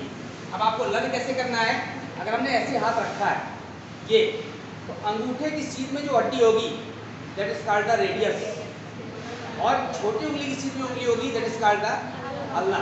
तो आप नाम याद रखते हैं रेडियस अल्ना। तो रेडियस किसमें कहेंगे, जो अंगूठे की सीध में होगी, और जो छोटी उंगली सीध में होगी वो अल्ना है। तो यहाँ पर इस वाले पार्ट में हमने यहाँ पर ऐसे रेडियस हड्डी बना दी, और ये वाला पार्ट ऐसा करके ये अल्ना पार्ट। हमने यहाँ पर नाम लिखा, ये रेडियस है और ये अल्ना। तो रेडियस पे जो टॉप पर जो बुखार होता है, ठीक है, इवेल्यूनेशन, that is called the radial tuberosity. इस पार्ट को क्या कहेंगे, रेडियल। इसका फोकस यहाँ तक आता है कि नहीं आता है? आ रहा है। इसको कहते हैं रेडियल ट्यूबरोसिटी, रेडियल उभार। और जब हम इसको यहाँ पर रिवर्स कर देंगे तो आप देखेंगे कि उस पीछे की तरफ इसमें रेडियल फोसा होगा। तो जैसे हम ये हड्डी ऐसे मोड़ते हैं अपने हाथ को, एल्बो को, तो ये जो रेडियल ट्यूबरोसिटी है रेडियल फोसा में क्या हो जाती है, फिट हो जाती है, रेडियल उभार। तो रेडियल उभार किसके अंदर है, ह्यूमरस के अंदर। इस तरफ से कैपिटुलम की तरफ से। अब जब अल्ना की तरफ आते हैं तो अल्ना का ये जो टॉप पार्ट है, ये सारी लेबलिंग हो जा रही है, ये वाला पार्ट, इसे कहते हैं यहाँ पर कोरोनॉइड प्रोसेस। समझिएगा, फ्रंट व्यू है अभी। तो कोरोनॉइड प्रोसेस इससे यहाँ पर टच कर रहा है, किस पार्ट से, ट्रोक्लिया से, और ये कोरोनॉइड प्रोसेस के अंदर फिट होता है। और जैसे हम हाथ को ऐसे बनाते हैं इस तरह से, या इसको फोल्ड करते हैं, तो बैक व्यू में देखें तो इसके पीछे का जो प्रोसेस होता है उसे कहते हैं ओलिक्रेनान प्रोसेस। ओलिक्रेनान प्रोसेस माने ओलिक्रेनान प्रवर्ध।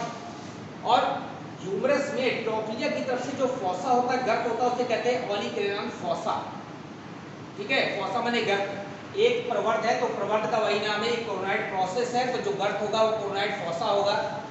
पलट देंगे इसी कोन को, रिवर्स जब देखेंगे तो जो ओलिक्रेनान प्रोसेस, ओलिक्रेनान प्रवर्ध पीछे तरफ से है, तो जो गर्त में फिट होगा उसे कहेंगे ओलिक्रेनान फोसा। तो एक प्रोसेस है जिस गर्त में फिट होगा उसी के नाम पर प्रोसेस, उसी के नाम पर फोसा। तो कोरोनॉइड प्रोसेस, ओलिक्रेनान, कोरोनॉइड जो है फोसा और ओलिक्रेनान।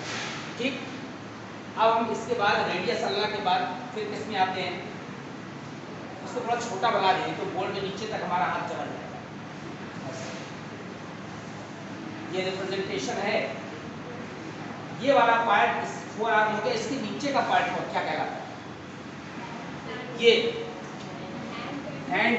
हम शेक हैंड करते हैं ना, हाथ यदि यहाँ से नहीं मिला, शेक हैंड नाम है इस पर, ये दिस इज द हैंड। तो अगर इस पार्ट को हम अलग से बनाते हैं यहाँ ताकि आपको दिखाई पड़े, तो ये वाला जो पार्ट है ये हैंड है। हैंड में तीन पार्ट होते हैं। ये जो पार्ट है, ये देखो, मैं जब पूछूं तो बताना, तुम बताओ, ये जो पार्ट है, ये जहाँ घड़ी पहनते हैं इसको क्या कहते हैं, कलाई कहते हैं। ठीक है, इसमें एक पार्ट हो गया रिस्ट, सबसे ऊपर। रिस्ट के बाद ये वाला पार्ट, ये हथेली, इसको क्या कहेंगे, पाम कहेंगे। और इसके बाद ये वाला पार्ट फिंगर्स, ये ऊपर से नीचे की तरफ है, इसी के नीचे का पार्ट है। तो हैंड में तीन पार्ट हो गए, रिस्ट, पाम और फिंगर। क्या होता है, कभी कभी बहुत छोटी छोटी चीजें भी कंफ्यूज हो जाते हैं, भूल जाते हैं। तो जो रिस्ट पार्ट है, तो आप देखेंगे रिस्ट पार्ट में जो बोन होती है, इस वाले पार्ट में, इन बोन्स को कहते हैं रिस्ट पार्ट में कार्पल्स। रिस्ट क्या है, बॉडी का पार्ट है हैंड का, और जो बोन है वो क्या है, कार्पल्स। तो हमारी कलाई में 8 हड्डी होती हैं। तो कार्पल्स में 3 ऊपर है, नीचे और 5 नीचे की तरफ, 8 हड्डियां हैं, ये हो गई कार्पल्स इस पार्ट में। फिर हम आते हैं किसमें, ये पाम, हथेली में ये जो हड्डियां हैं 5, इन्हें कहते हैं मेटाकार्पल्स। बिल्कुल इजी नाम है, इन्हें मेटाकार्पल्स कहते हैं। इन हड्डियों को कितनी है, 5 मेटाकार्पल्स 5। अब रिस्ट हो गया, पाम हो गया, तीसरे पार्ट में आते हैं फिंगर में। फिंगर में जो बोन्स होती हैं, सब में 3-3, हाँ, फिर सब में, अच्छा अंगूठे में 3 है। अब किसी किसी के हो सकता है 3 हो सकती है, क्योंकि अलग अलग बॉडी की काउंटिंग नहीं पढ़ा रहे हैं। क्या पढ़ा रहे हैं? ह्यूमन बीइंग से पढ़ा रहे हैं। अब म्यूटेशन देखो, हाँ वो बेटा सब म्यूटेशन, म्यूटेशन है, म्यूटेशन, ठीक है। नहीं नहीं नहीं, कोई जरूरी नहीं कि हर जनरेशन हो जाएगा। अब आप देखिए, मैंने बताया था कि हम आपको फ्रंट व्यू बता रहे हैं, वेंट्रल व्यू। हमारा हाथ ऐसे है, तो ऐसे है तो अंगूठा किस तरफ जा रहा है? इधर खड़े हो जाएंगे तो लेफ्ट पे जाएगा। आपको ये ध्यान रखना है कि जहाँ पर अंगूठा बनाएंगे, इसका मतलब है कि ये वाला जो पार्ट था रिस्ट के ऊपर का, तो ये वाली हड्डी जो हम जोड़ रहे हैं, तो रेडियस की होगी इसी तरफ क्या आएगा? अंगूठा। ये ध्यान रखिएगा, तो गलत हो जाएगा। तो ये वाले पार्ट में कार्पल्स हो गया, ये मेटाकार्प, ये हो गई फेरेंजेस। इन हड्डियों क्या कहते हैं? फेरेंजेस कहते हैं, जो अंगूठे में 2 होती हैं और बाकी उंगलियों में 3 होती हैं। तो हमने देखिए कैसे बना दिया, 2 + 3 + 3 + 3 + 3। अंगूठे से उंगली की ओर कितनी हड्डियां हैं? अरे अंगूठे में 2 है, बाकी उंगली में 3 है, 14 हड्डियां हो गई। अब आप काउंट कर लीजिए, 14 और 5 19, 19 और 8 27, 28 29 रेडियस और अल्ना ये वाला, ठीक है। और ऊपर कौन सी थी? ह्यूमरस। तो 1 2 और 8 तो 10, 5 15, 15 और 14 कितनी? 29। एक कहाँ चली गई? अरे एक ह्यूमरस हो गई, रेडियस अपना 1 2 3 और 8 3 11, 11 5 16, 16 14 30। एक हाथ में अपर लिम्ब में 30 हड्डी, दोनों अपर लिम्ब में 60, ठीक है। तो अपेंडिकुलर स्केलेटन में हमने आपको पेक्टोरल गर्डल पढ़ा दिया और अपर लिम्ब बता दिए। टोटल कितने हो गए? इसमें पेक्टोरल गर्डल में 4 हड्डी हो गई और अपर लिम्ब में 60, कितनी हो गई? 64। अब कितनी रह गई? अब 62 रह गई। 126 थी ना, अब 62 किसमें मिलेगी? पेल्विक गर्डल में और लोअर लिम्ब में। अब देखिए पेल्विक गर्डल में आते हैं। पेल्विक गर्डल को क्या कहते हैं? यहाँ पर हिप जॉइंट भी कहते हैं, कमर की हड्डी भी कहते हैं, ठीक है।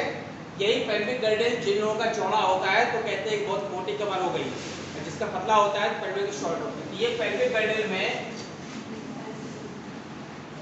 सामान्य रूप से पेल्विक गर्डल ऐसे बनाते हैं ना। फिगर बना है बेटा आपकी बुक में, आप थोड़ी देर समझो, फिगर परेशान ना हो, फिगर सब बुक में मिल जाएगा। ये जो पेल्विक गर्डल है, इसमें एक पेल्विक गर्डल होती है मध्य में, दोनों अलग अलग हैं। इसको कहते हैं हिप बोन। 2 बोन से मिलकर बन रही है, ये एक हिप बोन इधर, एक हिप बोन इधर। अब एम्ब्रियोनिक स्टेज में हिप बोन में भी 3 बोन होती थी एम्ब्रियोनिक स्टेज, लेकिन बाद में तीनों बोन मिल करके एक हिप बोन में कन्वर्ट हो गई।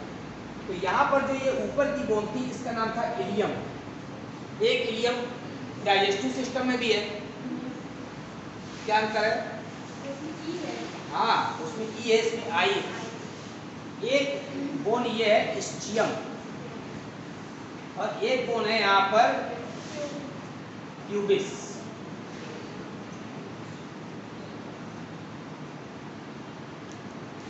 अब आपको ये नहीं देखना है कि फिगर जो है बहुत अच्छा नहीं बनाया, आपको तो समझा रहा हूँ, ठीक है, ड्राइंग नहीं है। इलियम, स्चियम और प्यूबिस जब तीनों बोन मिल जाती है तो उसे कहते हैं यहाँ पर हिप बोन। अब आप इसकी अगर अलग अलग काउंटिंग कर लेंगे तो बोन की संख्या बढ़ जाएगी, इसलिए नाम बता दिया इलियम, स्चियम, प्यूबिस। बाद में तीनों बोन मिलकर एक बोन बनाती है। अब ये जो छोटा बच्चा है, तो छोटे बच्चे की ये हड्डी हो, छोटे की हो या बड़े की हो, अगर किसी को आप गोद में बैठाते हैं तो जो चुभती है हड्डी वो ये वाली नीचे की तरफ क्या होती है? वी शेप होती है। इलियम यहाँ पर बड़ा शेप एक्वायर कर रही है, ये इलियम हो गया यहाँ का जो पार्ट है। इसके बाद ये स्टियम हो गया, और जो प्यूबिस हड्डी होती है, ये प्यूबिस हड्डी दोनों आपस में जुड़ जाती है, that is called the pubic symphysis. ये प्यूबिक सिम्फाइसिस नामक जो जॉइंट होता है फीमेल्स में, चाइल्ड बर्थ के समय, पार्टूरेशन के समय से बच्चा पैदा होता है, शिशु का जन्म होता है, उस समय प्यूबिक सिम्फाइसिस जॉइंट सेपरेट हो जाता है, और ताकि बच्चे के जन्म के लिए पैसेज बन जाता है, ताकि जन्म क्या हो जाए? इजी हो जाए। कई बार डिलीवरी होने के बाद जो ये बोन है वो वापस अपने स्थान पर पूरी तरह से नहीं आ पाती, इसलिए कमर चौड़ी हो जाती है, ठीक। तो ये जो प्यूबिक सिम्पाइसिस जॉइंट है, ये प्यूबिक सिम्पाइसिस जॉइंट फ्लेक्सिबल होता है और चाइल्ड बर्थ के समय क्या हो जाता है, गैप बन जाता है। तो इलियम, स्टियम, प्यूबिस तीनों जहां पर ज्वाइंट हो रही है बोन, हमको यहाँ पर ज्वाइंट से मतलब है, ये बोन जहां पर ज्वाइंट हो रही है, that is called the acetabulum. इस गट को क्या कहते हैं, एस्टाबुलम कहते हैं। हमें कल इससे मतलब है क्योंकि हमारा जो ये पैर की हड्डी है जांघ की, वो यहीं आगे फिट होगी, ठीक। तो अब आपको पहले गणित बता दिया कितनी बोन होती है, 2 होती है। प्रत्येक एक बोन इलियम, स्टियम, प्यूबिस से मिलकर बनती है, बाद में ज्वाइंट हो जाती है, इसलिए एक बोन। अब हम आते हैं किसमें, लोअर लिम्ब। कितने लोअर लिम्ब होते हैं, 2 ही होते हैं। अब आप लोअर लिम्ब का स्ट्रक्चर देखिए यहाँ पर। लोअर लिम्ब में एसिटाबुलम से कहाँ जुड़ेगा, एसिटाबुलम पेल्विक गर्दन में जो एसिटाबुलम नामक कैविटी ये गर्त है, उसी में लोअर लिम्ब की टॉप मोस्ट हड्डी क्या होगी, जुड़ेगी। तो अब शरीर की सबसे लंबी हड्डी भी वही है जो इसी से आगे जुड़ती है। तो जैसे मेरी लंबाई कम है, मेरी फीमर क्या छोटी है, जिन लोगों की फीमर ज़्यादा लंबी होती है ज़्यादा लंबे दिखाई देते हैं। मोस्टली फीमर के ऊपर ही डिपेंड करता है बॉडी की लेंथ मेनली। अब यहाँ पर ये वाला जो पार्ट है, सपोज करिए ऐसा आपने पेल्विक गर्दन शॉट में देखा था, ये वाला पार्ट एसिटाबुलम है। इस एसिटाबुलम से फिट होने के लिए जो यहाँ पर ये वाला बोन है, ठीक है, that is called the femur. तो बॉडी का जो पार्ट है लोअर लिम्ब का, इस पार्ट को क्या नाम देंगे, जैसे यहाँ पर हमने आर्म कहा था, फोर आर्म कहा था, थाई कह सकते हैं, क्रश भी कह सकते हैं, लेकिन थाई हिंदी में क्या कहते हैं, जंगा। इसमें केवल एक बोन है, कौन सी, फीमर, लॉन्गेस्ट बोन है। अब ये जो फीमर है यहाँ पर एस्टाबुलम से फिट है एक तरफ से। अब एस्टाबुलम से फिट होने के बाद जो इसका यहाँ भी ग्रेटर ट्यूबल के और लेसर ट्यूबल है, दीर्घवार लघुवार यहाँ भी होती है, ठीक। इसके बाद जो इसका लोअर पार्ट है, ये वाला, इस लोअर पार्ट में कॉन्डाइल बने उभार होते हैं। यहाँ पर भी कॉन्डाइल के साथ साथ एक और बोन है जो यहाँ से कनेक्ट होती है, नी जॉइंट कहते हैं, नी कैप कहते हैं। हड्डी का नाम है पटेला, क्या कहते हैं। तो थाई में जो बोन है that is called the femur. अब फीमर में 2 तरह के कॉन्डाइल होते हैं, इसे कहते हैं यहाँ पर लेटरल कॉन्डाइल और यहाँ पर कहते हैं इसे मीडियल कॉन्डाइल, ठीक। तो लेटरल कॉन्डाइल, मीडियल कॉन्डाइल, इसके बीच में पटेला बोन जुड़ी हुई है। ये जो कॉन्डाइल है that is used for the articulation of the कौन सी बोन, टिबिया एंड फिबुला। इसके नीचे का जो थाई के नीचे का जो पार्ट होता है उसको क्या कहते हैं, लेग नहीं कहते, एंकल भी नहीं कहते, एंकल पैर की कलाई को कहते हैं। उससे ऊपर आ जाइए, क्रस या शैंक शायद कहते हैं, ठीक है। तो ये वाला जो पटेला पार्ट है नीचे की तरफ जिस बोन से जुड़ता है पटेला के ऊपर, ये lateral medial condyle, that is called the tibia and fibula. अब आपको यहाँ भी वैसे ही ध्यान रखना है कि अब पैर के अंगूठे की तरफ जो बोन है वो टिबिया है, वहाँ पर हाथ के अंगूठे की तरफ जो थी वो रेडियस है, और पैर के अंगूठे टिबिया है, और छोटी उंगली की तरफ वाली क्या हो गई, फिबुला। तो अब आप यहाँ पर जो पैर का अंगूठा बनाएंगे ना, लास्ट में फेरेंजेस में कितनी हड्डी, 2, इस तरह बनेगा टिबिया की, समझ रहे हैं। तो आपको ये ध्यान रखना है कि हमने अगर टिबिया इधर रखी है तो टिबिया और फिबुला, तो यहाँ पर इसके बाद का जो पार्ट आता है उसको कहते हैं फुट, क्या कहते हैं, इसको कहते हैं हैंड, और फुट का मतलब है ये वाला पार्ट। अब फुट में फिर से 3 पार्ट, जैसे हैंड में डिफरेंशिएट किए थे, तो फुट में भी 3 पार्ट होते हैं। आप बताइए, पहला है यहाँ पर एंकल, अभी आपने बताया था जैसे हाथ की कलाई होती है उससे पैर की कलाई को एंकल बोलते हैं, हाथ की कलाई को रिस्ट बोलते हैं। एंकल के बाद जो पैर का तलवा होता है, इसे हाथ का है तो पैर के तलवे को सोल कहते हैं। सोल किस में बताओ, सबसे लास्ट में SOLV।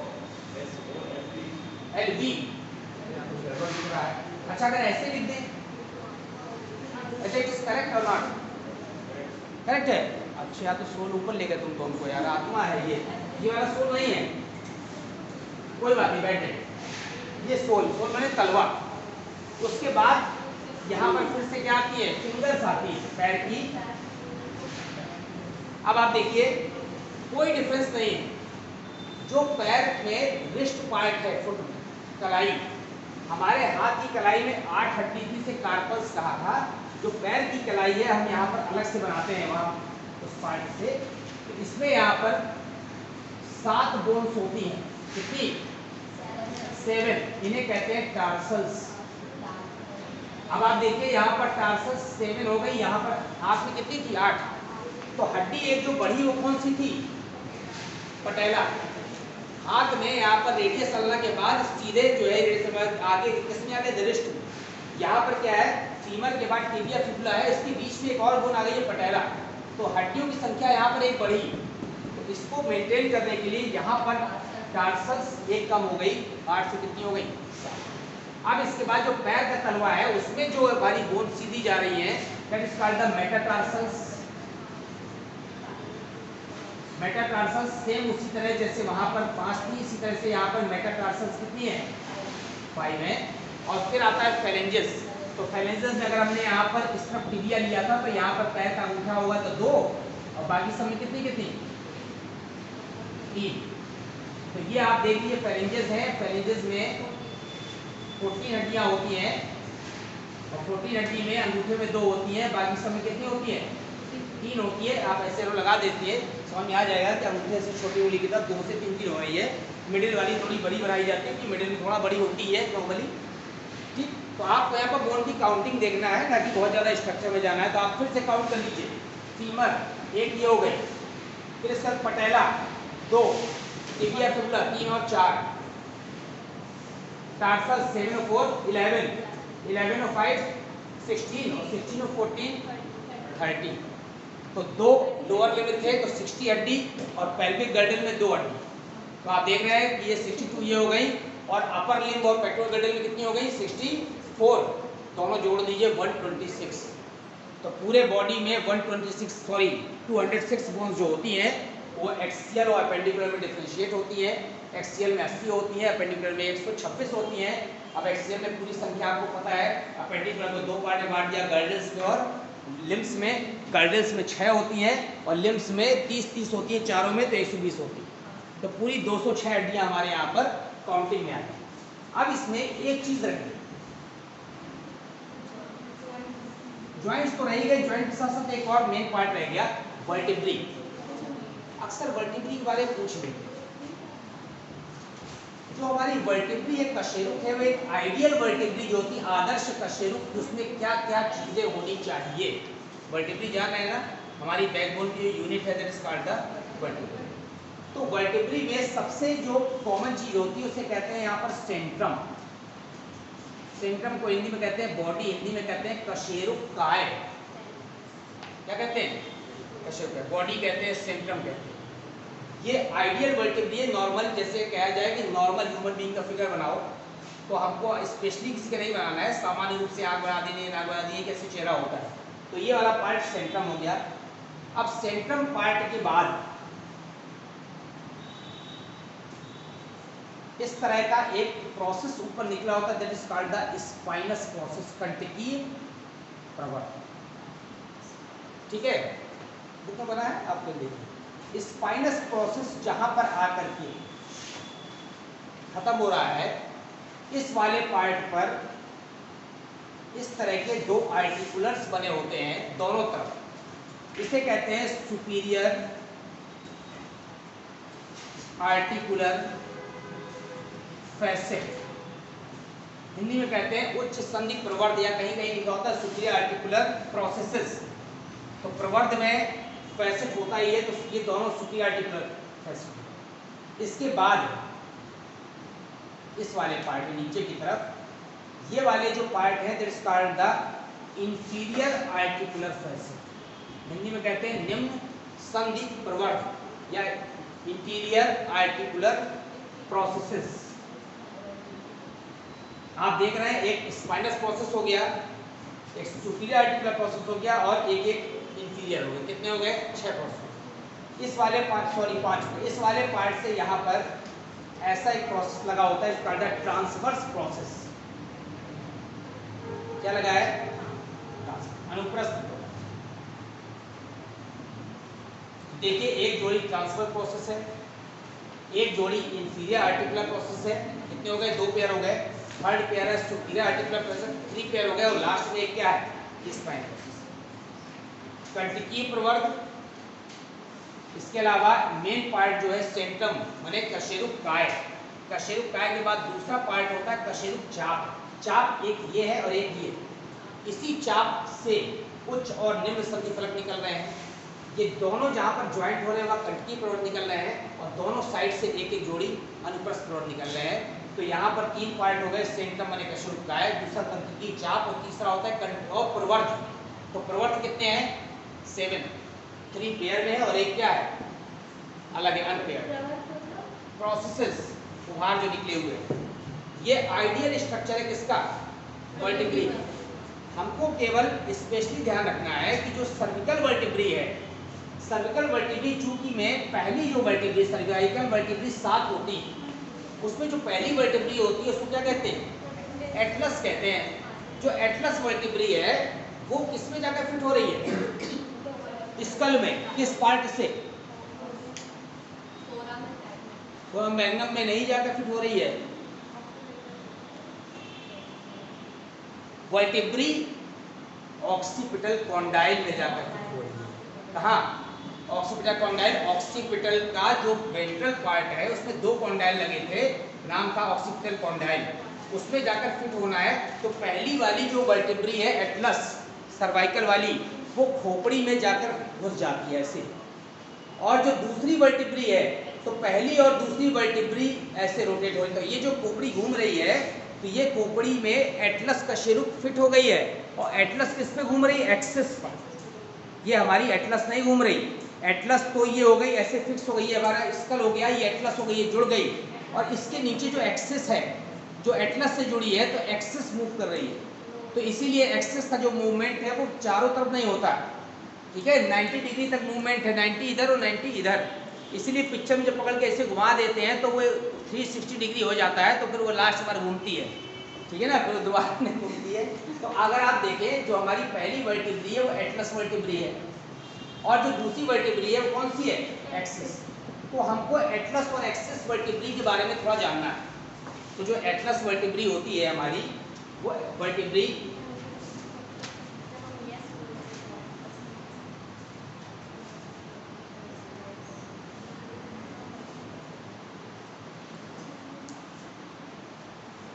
अब आप देखिए इसमें 2 क्या है? चाप कहते हैं, आर्क। एक एंटीरियर आर्क है और एक पोस्टीरियर आर्क। ये वाला एंटीरियर आर्क है और ये वाला एंटीरियर आर्क में जो थोड़ा सा इवेजिनेशन है, उभार है, उसको कहते हैं एंटीरियर ट्यूबरकिल। और यहाँ पर भी एक छोटा सा होता है, इसे कहते हैं पोस्टीरियर। अग्र उभार, पश्च उभार, अग्र चाप, पश्च चाप। दोनों अग्र और पश्चात जहां पर मिलते हैं वहां पर जो प्रवर्ध निकला हुआ है that is called the transverse process, अनुप्रस्थ। अब एक विशेषता है एटलस वर्टिब्री की कि यहाँ पर सेंट्रम नहीं होता। सेंट्रम माने कशेरुक काय, मेन जो बॉडी है वो नहीं, ठीक है? अब इसके बाद इस वाले पार्ट में दोनों जो ट्रांसवर्स प्रोसेस है उसके साइड में एक एक ऐसा ग्रुप ऑफ मास लगा होता है that is called the lateral mass या लेटरल कॉन्डाइल। ये पार्ट लेटरल साइड में आते हैं, इसका लेटरल, ठीक? लेटरल कॉन्डाइल में जो ऊपर का पार्ट होता है that is called the superior articular facet. Superior articular facet माने उच्च संधि फलक। ये जो सुपीरियर आर्टिकुलर फैसेट है, ये फैसेट जाकर के ऑक्सीपिटल कॉन्डाइल में क्या हो जाता है? फिट हो जाता है। तो वो जो ऑक्सीपिटल कॉन्डाइल आपने खोपड़ी में बनाया था इस जगह पर फोरन मैग्नम के अगल बगल, ये जो कॉन्डाइल है ये इन दोनों में फिट हो जाएगा। जब ये तो इसको हमारी खोपड़ी को 2 सपोर्ट मिल जाएगा। तो ये जो सुपीरियर आर्टिकुलर फैसेट है it fits into the occipital condyle of the condyle bone, इससे जाकर फिट हो जाएगा। इसके बाद यहाँ पर बीच में एक कैविटी होती है, उस कैविटी में जो लोअर पार्ट होता है ये एंटीरियर पार्ट कहना चाहिए, this is called the odontoid fossa. ये जो ओडोंटाइड फॉसा है, ये जो दूसरी वर्टिब्री है ना, एक्सिस वर्टिब्री का जो टॉप है निकला हुआ, सपोज करिए एक्सिस है, तो एक्सिस वर्टिब्री का जो टॉप है ये ओडोंटाइड प्रोसेस है, और ये वाला जो फॉसा है वो ये जाकर के एक्सिस वर्टिब्री का ओडोंटाइड प्रोसेस इस फॉसा में फिट हो जाता है, और हमारी जो गर्दन घूम रही है तो ये एक्सिस घूम रही है, और ये एटलस है, इसके ऊपर खोपड़ी रखी है, ये एक्सिस घूम रही है। तो ये जो ओडोंटाइड प्रोसेस एक्सिस वर्टिब्री का आएगा, अगर एक्सिस बनाए तो एक्सिस वर्टिब्री ऐसे बनाते हैं, ये ओडोंटाइड प्रोसेस है एक्सिस वर्टिब्री का। ये वाला पार्ट इसमें आकर के फिट हो जाता है एटलस वर्टिब्री में, तो एटलस वर्टिब्री में ओडोंटाइड प्रोसेस को फिट करने के लिए स्पेस होता है। इसके अलावा सुपीरियर आर्टिकुलर फैसेट होते हैं जो जाकर ऑक्सीपिटल कॉन्डाइल में फिट हो जाते हैं। तो ये वाली जो हमारी वर्टिब्री बिल्कुल स्कल से ज्वाइंट हो जाती है और अलग से दिखाई नहीं देती है, और जब मूवमेंट होता है तो केवल एक्सिस वर्टिब्री क्या कर रही है, मूव कर रही है, किस प्रोसेस के थ्रू, ओडोंटाइड प्रोसेस के, और जिस गर्त में फिट है ओडोंटाइड फॉसा, और जब ऐसे करके खोपड़ी घुमाते हैं तो इन कॉन्डाइल से भी इसके फॉसा निकल जाते हैं, और इसके साथ साथ ओडोंटाइड फॉसा में जो ओडोंटाइड रोवर लगा हुआ है वो भी अपना स्पेस क्या कर देता है, छोड़ देता है। तो ये जो वर्टिब्री का स्ट्रक्चर है, वर्टिब्री का आइडियल स्ट्रक्चर आपको पता होना चाहिए, और मेनली एटलस और एक्सिस वर्टिब्री आप पढ़ना चाहिए। एटलस और एक्सिस वर्टिब्री, ये जितनी भी सर्वाइकल वर्टिब्री है वो सामान्य साइज से क्या होती है, छोटी होती है ह्यूमन बींग्स, क्योंकि हमारी गर्दन बहुत ज़्यादा लंबी नहीं है, लेकिन इंपॉर्टेंट इसलिए है क्योंकि स्कल से ज्वाइंट के लिए एटलस चाहिए और मूवमेंट के लिए क्या चाहिए, एक्सिस चाहिए। ठीक, तो बताइए कितनी वर्टिब्री बताइए आपको,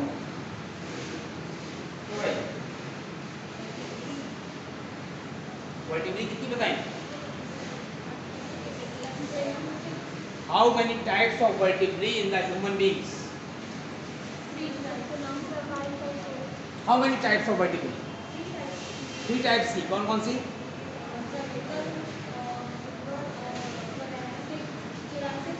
5 टाइप्स की, कौन कौन सी? सर्वाइकल, थोरैसिक, लंबर, सैक्रल और कॉक्सीजियल। ठीक है, और कितनी है total vertebrae in the human beings, in the adults? अगर आपके में क्वेश्चन आए in the adult how many vertebrae are present, ठीक है, तो आप 26 लिखेंगे। अगर पूछे हाउ मेनी वर्टिब्री, अगर इस तरह का ऑप्शन ऑब्जेक्टिव में आता है तो आपको मजबूरी आपको टिक करना है ना। कंपटीशन में ऑब्जेक्टिव ही आते हैं, देखिए अगर राइटिंग में कहीं ऐसा क्वेश्चन आता है तो आप लिखेंगे in infants 33 vertebrae and the adult कितनी, 26। तो 26 वर्टिब्री में कौन सी वर्टिब्री कम हो गई, पहले 33 थी हमारी स्टेज में, तो यहाँ पर यंग स्टेज आते आते कौन सी वर्टिब्री या चाइल्डहुड से क्या हो जाती है, कम हो जाती है, फ्यूजन हो जाता है, तो कौन सी वर्टिब्री, सैक्रल और कॉक्सीजियल। ये मुझे फोटो सेंड करना है, किया।